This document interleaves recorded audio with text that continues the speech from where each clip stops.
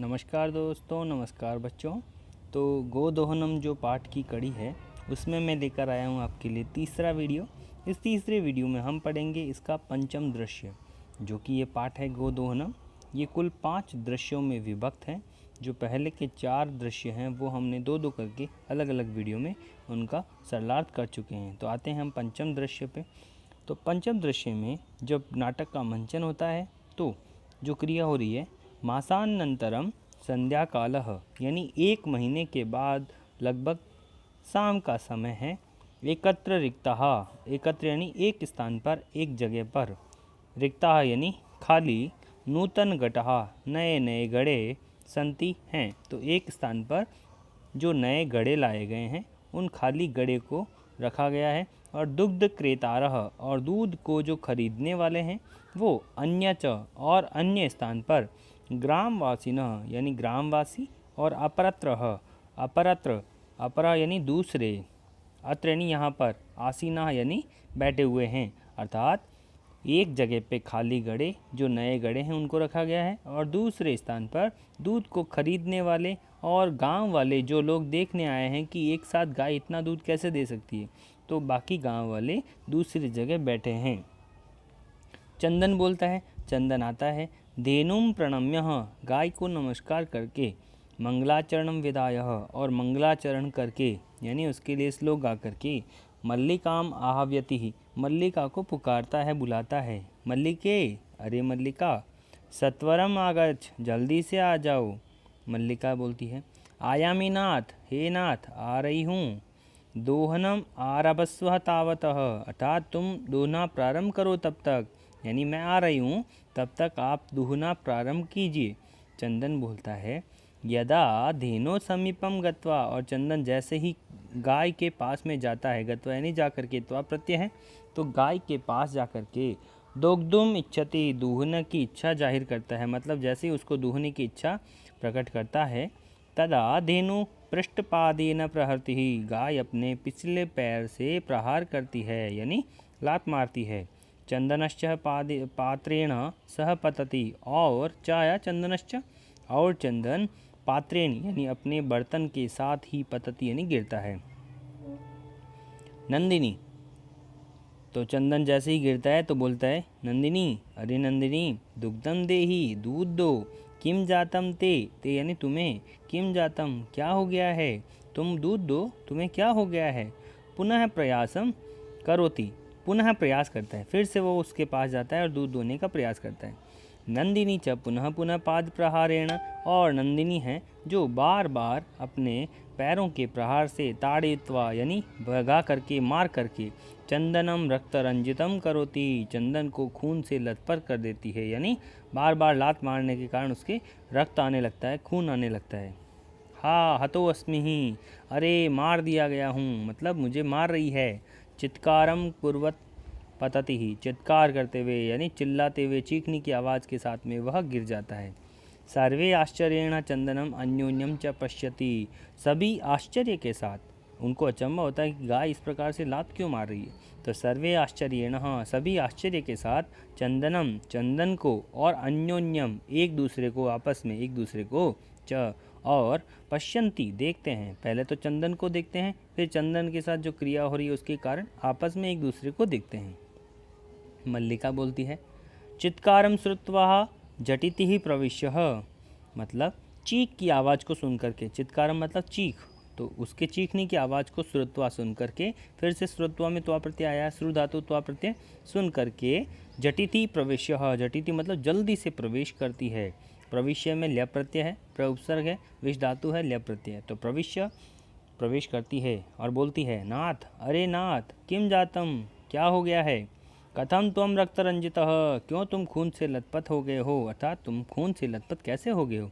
चंदन बोलता है, धेनु दोग्धुम अनुमतिम नैव न ददाति ही, गाय है वो दूध दूहने की अनुमति ही नहीं दे रही है, अर्थात दूध दूहने के लिए मुझे परमिशन नहीं दे रही है।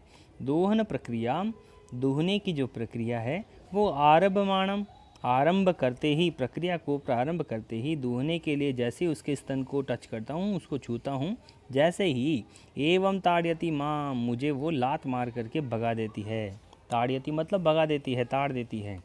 मल्लिका धेनुम स्नेहेन वात्सल्येन च, मल्लिका है वो गाय को स्नेहपूर्वक यानी प्यार से, प्रेम से, और वात्सल्य, वात्सल्य मतलब वात्सल्य के द्वारा, मतलब दूसरे तरह का प्यार, मातृत्व प्रेम की तरह, च आकार्य, आकार्य, आकार्य पुकार करके, आ उपसर्ग है, क्री धातु है और लय प्रत्यय है, तो आकार्य यानी पुकार करके, दुग्धुम प्रयततः दूध दूहने का प्रयास करती है, कोशिश करती है। तो वह मल्लिका भी गाय को प्यार से और वात्सल्य से पुकारती है और दूहने का प्रयास करती है।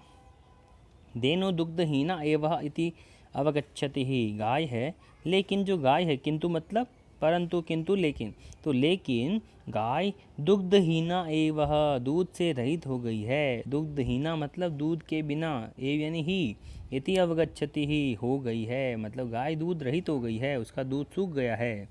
मल्लिका, अब मल्लिका बोलती है चंदनम प्रति, चंदन की ओर, नाथ, अरे नाथ, अत्य अनुचितम, अति प्लस अनुचितम, अत्यनुचितम बहुत ही अनुचित कृतम किया गया है, किसके द्वारा, हमारे द्वारा, आवाभ्याम यानी हम दोनों के द्वारा बहुत ही अनुचित किया गया है। यत की मास पर्यंतम देनो, 1 महीने भर तक दूध को, दोहनम कृतम जो दूध नहीं दुआ है, इसमें न नहीं आया है, यहाँ पे न आना चाहिए, तो मास पर्यंतम देनो दोहनम न कृतम यानी महीने भर तक दूध का दोहन न करके हमने बहुत ही गलत किया है, अनुचित किया है।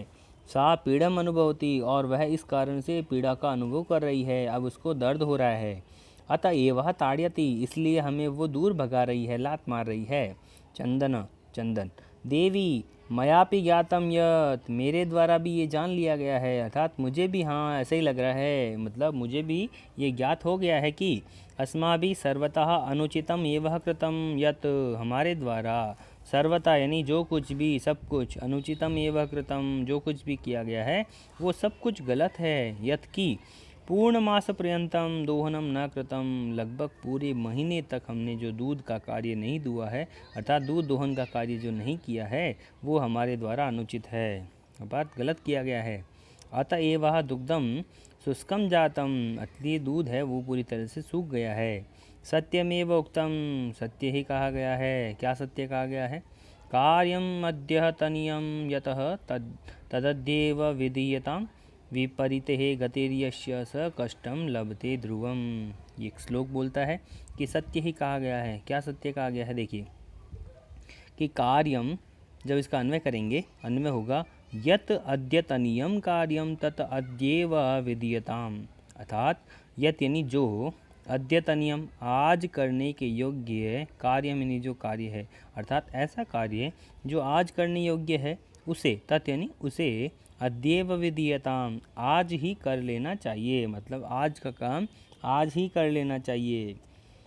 अगला अन्वय कहता है यश्य गति विपरीते, और जिसकी गति, गति मतलब चाल, अर्थात जिसकी जो गति है, मूवमेंट है, वो विपरीते अस्ति अर्थात विपरीत होती है, वह क्या होता है,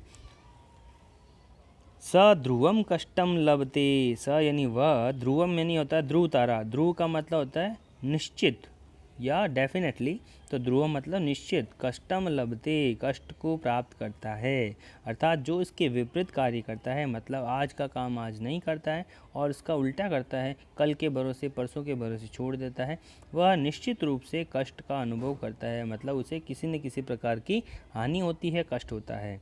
तो यहाँ पे पूरे श्लोक का मीनिंग ये होगा कि जो व्यक्ति आज का काम आज नहीं करता है, अर्थात आज के कार्य को आज ही कर लेना चाहिए, और जो कोई भी इसके विपरीत कार्य करता है यानी उसका उल्टा करता है, उसके साथ निश्चित रूप से कोई ना कोई कष्टदायक कार्य होता है, मतलब उसके लिए हमेशा गलत ही होता है कुछ। तो भावार्थ कहता है आज का काम आज ही कर लेने, ताकि कल के भरोसे नहीं छोड़ें, जो कामों को टालता रहता है वह निश्चित ही अपने कष्टों को प्राप्त करता है, मतलब उसे कष्ट अनुभव होता है। तो मल्लिका बोलती है आम भरतः, हाँ भरता, भरता मतलब हाँ पतिदेव, सच है, सत्यमेव, सत्यमेव मतलब सच ही है, क्या सच ही है, अब उसको भी कोई बात याद आती है तो वो बोलती है मयापि पठितम यत्, मेरे द्वारा भी यह पढ़ा गया है कि सुविचार्य विधातव्यम कार्यम कल्याणकांक्षिणा यह करोत्यः विचार्येतत् स विषीदति ही मानव, क्या कहती है, एक श्लोक गाती है और श्लोक के लिए बोलती है कि मुझे यह याद आया है। क्या याद आया है, देखिए कि सुविचार्य, अन्वय करेंगे तो कल्याण कांक्षिणा जो वर्ड है पहले आ जाएगा। तो कल्याण कांक्षिणा का मतलब होता है कल्याण चाहने वाला या भला चाहने वाले के द्वारा। तो भला चाहने वाले जो व्यक्ति होते हैं, कौन, खुद का अर्थात स्वयं का भला, जो ब्रैकेट में डाला है वो मैंने अपनी तरफ से जोड़ा है, तो इसका मीनिंग होगा जो व्यक्ति खुद का भला चाहने वाले के द्वारा काम को अच्छी तरह से सोच कर ही करना चाहिए। अर्थात कोई भी व्यक्ति होता है उस काम को करते समय अपने लिए हमेशा भला सोच करके ही उस काम को करना चाहिए। तो कल्याण कांक्षिणः अर्थात भला चाहने वाले कार्य को, कार्यम सुविचार्यम एव विधातव्यम, अर्थात सुविचार्य अच्छा विचार करके ही विधातव्यम यानी उसे करना चाहिए। यह मानवा एतत् अविचार्य करोति, और जो मनुष्य इस प्रकार का अविचार्य, अविचार्य मतलब बिना विचार किए बिना सोचे समझे कोई कार्य करता है तो सविषदति, सविषदति मतलब वह निश्चित रूप से दुखी होता है। तो सविषदति, विषदति दुखी होने के लिए, और स यानी वह, तो वह दुखी होता है। तो यहाँ पे पूरे सेंटेंस का मीनिंग हो जाएगा श्लोक का कि जो व्यक्ति किसी का भला चाहने वाले, अपना खुद का भला चाहने वाला काम अगर करता है तो उसे अच्छी तरह से सोच समझ करके उस कार्य को करना चाहिए। पहले उसके बारे में होने वाली लाभ हानि को जान लेना चाहिए। और जो व्यक्ति या जो मानव कार्य को बिना सोचे समझे करता है वह निश्चित रूप से दुखी होता है। तो भावार्थ पढ़ लेते हैं एक बार। जो कार्य समय पर हो जाता है वही कार्य फलदायक होता है, अर्थात आपका कार्य अगर समय पर हो गया है तो उसका आपको फल मिलेगा। लेकिन आज के करणीय कार्य को करने के बदले यदि आप भविष्य में एक साथ करने पर अधिक फल यानी अधिक से अधिक फल मिलेगा ऐसा सोचते हैं, तो ऐसे सोचने वाले मनुष्य अद्यतनीय मिलना यानी आज के समय में मिलने वाले फल को भी खो करके भविष्य में मिलने वाले फल से भी वंचित रह जाते हैं। अर्थात ऐसा कोई मनुष्य ये सोचता है कि जैसे मेरे पास जो है वस्तु उसको मैं कल खाऊंगा, कल नहीं परसों खाऊंगा, परसों नहीं उसे अगले दिन खाऊंगा, ऐसे सोचते सोचते उसको टालता रहता है। लेकिन आने वाले समय में क्या होता है, वो वस्तु खराब हो जाती है। तो जो वस्तु पहले खा सकता था उसको भी नहीं खा पाता है और आने वाले समय में वो वस्तु उसके पूरी तरह से हाथ से भी चली जाती है।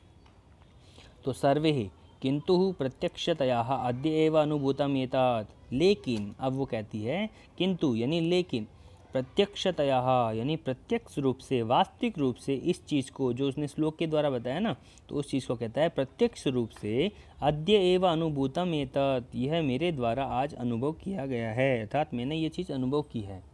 तो सर्वे सभी लोग क्या कहते हैं, सभी लोग एक साथ मिलकर के बोलते हैं दिनस्य कार्य तस्मिन्नेव दिने कर्तव्यम, दिन का कार्य उसी दिन कर लेना चाहिए।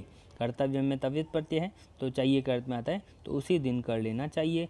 या एवं न करोति, और जो इसको नहीं करता है स कष्टम लभते है, यानी वह कष्ट को प्राप्त करता है। ध्रुवम मतलब निश्चित रूप से, अर्थात वह व्यक्ति निश्चित रूप से कष्ट को प्राप्त करता है। ध्रुव वैसे ध्रुव तारा है ना, वो एक जगह निश्चित रहता है, इसलिए इसके लिए निश्चित वर्ड यूज़ कर रहे हैं ध्रुवम के लिए बार बार।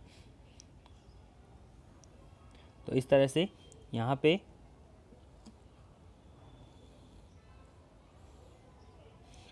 जवनिका पतनम, जवनिका का मतलब होता है जो नाटक का मंचन हो रहा है, पर्दा, तो पर्दा है वो पतनम यानी गिरता है। और जैसे ही पर्दा गिरता है सर्वे मिलित्वा गायन्ति, सभी लोग मिल करके एक साथ गाते हैं। जो नाटक में पार्टिसिपेट कर रहे हैं सारे लोग एक साथ मिल करके एक श्लोक गाते हैं।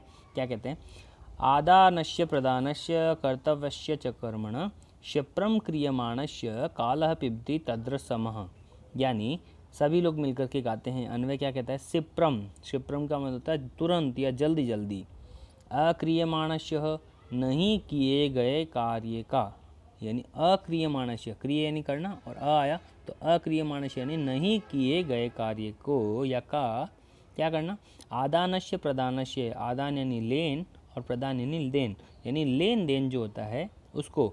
और कर्तव्यस्य च, और करने योग्य कार्य का, कर्तव्यस्य च कर्मणा, और कर्तव्य यानी करने योग्य और कर्मणा यानी कार्य, तो करने योग्य कार्य का। तो तीन चीज़ें बता रहे हैं, यानी तुरंत नहीं किए गए कार्य का, लेने और देने और करने योग्य कार्य का, कर्तव्य का जो रस होता है यानी उसका जो आनंद होता है वो तद्र समः कालः पिबति, यानी उसका जो रस होता है या उसका जो आनंद होता है वो काल पी जाता है, यानी समय पी जाता है। यानी आपका जो कार्य है, अगर आप उसको लेन देन की वजह से उसको टाल रहे हैं, यानी उसको अब कर लेंगे, उसको दे देंगे, ये ले लेंगे, कर लेंगे, तो ऐसे कार्य को जो सोचता है तो उसको जो कर्तव्य का जो आनंद होता है, कार्य का जो आनंद होता है, जो मिलने वाला होता है, उसका आनंद है, जो समय है वो उसको प्राप्त कर लेता है, यानी उसका आनंद चला जाता है। तो भावार्थ क्या कहता है, हमें किसी से भी कुछ लेना है या देना है, यानी अगर आपको कोई वस्तु किसी को देनी है तो उसको समय पर दो, नहीं तो क्या होगा, उसका जो सार है यानी उसका जो आनंद है वो नहीं मिलेगा। और लेना है उसको भी समय पर दो। तो किसी से लेना और जो देना है वो ज़रूरी काम है, वो उसे तुरंत कर लेना चाहिए। यदि आप उसको तुरंत नहीं करेंगे तो जो समय है या काल है उस कार्य का जो आनंद है वो नष्ट कर देता है, यानी उसका आनंद रूपी जो रस है वो पी लेता है। तो इस प्रकार से नाटक समाप्त होता है और हमारा जो गोदोहनम पाठ का सजार्थ है वो भी समाप्त होता है। तो वीडियो अगर आपको अच्छा लगा हो तो हमारा चैनल लाइक करें, सब्सक्राइब करें और शेयर ज़रूर करें। धन्यवाद दोस्तों।